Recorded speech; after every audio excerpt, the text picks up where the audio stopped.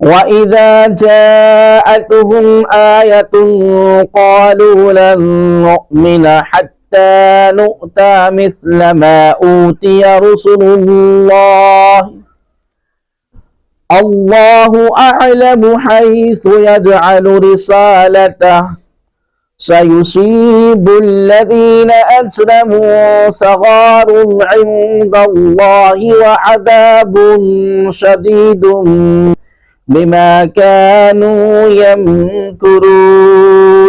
اور جب ان کے پاس کوئی نشانی آئے تو وہ کہتے ہیں کہ ہم ہرگز ایمان نہ لائیں گے جب تک ہمیں بھی ویسا نہ ملے جیسا اللہ کے رسول کو دیا گیا۔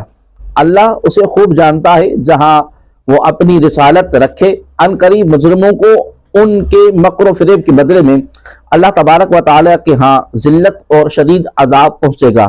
وَإِذَا جَاءَتْهُمْ آيَةٌ، اور جب ان کے پاس کوئی نشانی آئے۔ شان نزول ولید بن مغیرہ نے رسول اکرم صلی اللہ علیہ وآلہ وسلم سے کہا، اگر نبوت حق ہے تو میں آپ سے زیادہ اس کا مستحق ہوں، کیونکہ میں عمر میں بڑا ہوں اور آپ سے زیادہ مالدار ہوں۔ اس پر یہ آیت کریمہ نازل ہوئی۔ ایک قول یہ ہے کہ یہ آیت ابو جہل کے بارے میں نازل ہوئی۔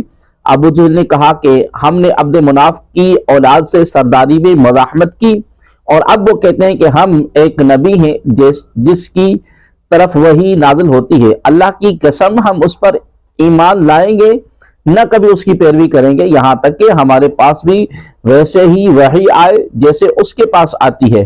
اس سے معلوم ہوا کہ نبوت کا چناؤ اللہ تبارک و تعالی کے طرف سے ہوتا ہے۔ اعمال، قومیت یا مال کی وجہ سے نبوت نہیں ملتی۔ عقیدہ نبوت سے متعلق چند اہم باتیں یاد رکھنے کی ہیں۔ نمبر 1، نبوت کسبی نہیں کہ آدمی عبادت اور ریاضت کے ذریعے کوشش کر کے اسے حاصل کر سکے، بلکہ محض اللہ تبارک و تعالی کی عطا ہے، جسے چاہتا ہے اسے اپنے فضل سے نبوت عطا فرماتا ہے۔ ہاں، دیتا اس کو ہے جسے اس عظیم منصب کے قابل بناتا ہے۔ جو نبوت کا منصب ملنے سے پہلے ہر طرح کے برے اور مذموم اخلاق سے پاک اور اچھے اور قابل تعریف تمام اخلاق سے مزینہ ہو کر ولایت کے جملے مدارج طے کر چکتا ہے، اور اپنے نسب اور جسم، قول، فعل، حرکات، سکنات میں ہر ایسی بات سے پاک اور صاف ہوتا ہے جو باعث نفرت ہو۔ اسے عقل کامل عطا کی جاتی ہے جو اوروں کی عقل سے بدرجہ زائد ہے۔ کسی حکیم اور فلسفی کی عقل اس کے لاکھوں حصوں تک نہیں پہنچ سکتی، اور جو اسے کسبی مانے کہ آدمی اپنے کسب اور ریاضت سے منصب نبوت تک پہنچ سکتا ہے، کافر ہے۔ نمبر 2، جو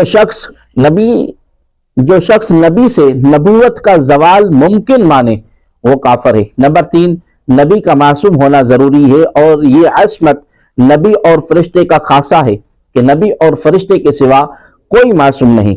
اماموں کو انبیاء کرام علیہ السلام کی طرح معصوم سمجھنا گمراہی اور بددینی ہے۔ عصمت انبیاء کے یہ معنی ہے کہ ان کے لیے اللہ تبارک و تعالی کی طرف سے حفاظت کا وعدہ ہو چکا، جس کے سبب ان سے گناہ کا صادر ہونا شرعاً محال ہے، جبکہ ائمہ اور اکابر اولیاء کے لیے اللہ تبارک و تعالی کی طرف سے حفاظت کا کوئی وعدہ نہیں۔ ہاں، اللہ تبارک و تعالی انہیں محفوظ رکھتا ہے کہ ان سے گناہ ہوتا نہیں، اور اگر ہو تو شرعاً محال بھی نہیں۔ انبیاء علیہ السلام شرک اور کفر اور ہر ایسے کام سے جو لوگوں کے لیے باعث نفرت ہوں، جیسے جھوٹ، خیانت اور جہل وغیرہ مذموم صفات سے، نیز ایسے افعال سے جو وجاہت اور مروت کے خلاف ہیں، نبوت سے پہلے اور نبوت کے بعد بالاجماع معصوم ہیں، اور کبیرہ گناہوں سے بھی مطلقاً معصوم ہیں۔